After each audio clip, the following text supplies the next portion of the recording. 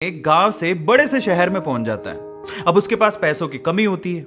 इसके लिए उसे जल्द से जल्द नौकरी ढूंढनी थी। अब वो आसपास पता करता है तो उसे मालूम पड़ता है कि एक बड़ी सी कंपनी है, वहां पे ऑफिस बॉय की जरूरत है। अब जैसे ही वो वहां पर पहुंचता है, वहां का एचआर उसका टेस्ट लेने के लिए थोड़ी बहुत ऑफिस की क्लीनिंग करवा के देखता है।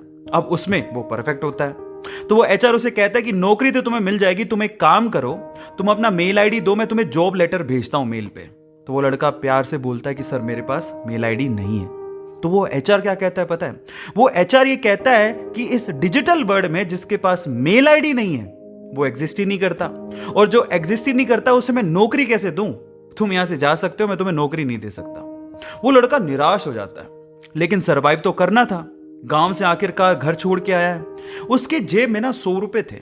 अब वो क्या करता है, सामने उसे एक सुपरमार्केट दिखाई देता है। वो वहां पे जाता है और सुपरमार्केट से 100 रुपए में टमाटर खरीदता है और घर घर जाकर उन टमाटरों को बेचता है, और 100 रुपए से उसके पास 200 रुपए इकट्ठे हो जाते हैं। अब वो बैठ के सोचता है कि यहां पर शहर में जो लोग हैं ना, वो इतने व्यस्त हैं कि वो सुपरमार्केट जाके शायद टमाटर भी नहीं खरीद सकते या रोजमर्रा की चीजें नहीं खरीद सकते।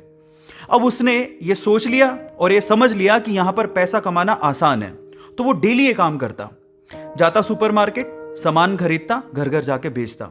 धीरे धीरे करके उसने 1-2 लड़के भी रख लिए। ऐसे करके बिजनेस बढ़ते चले गया और फिर उसने अपना एक ट्रक भी खरीद लिया। फिर वो आसपास के गांव से सब्जियां लेके आता और वहां पर बेचता। ऐसे करके वो बंदा 1-2 साल के अंदर ही मिलियनेयर बन गया।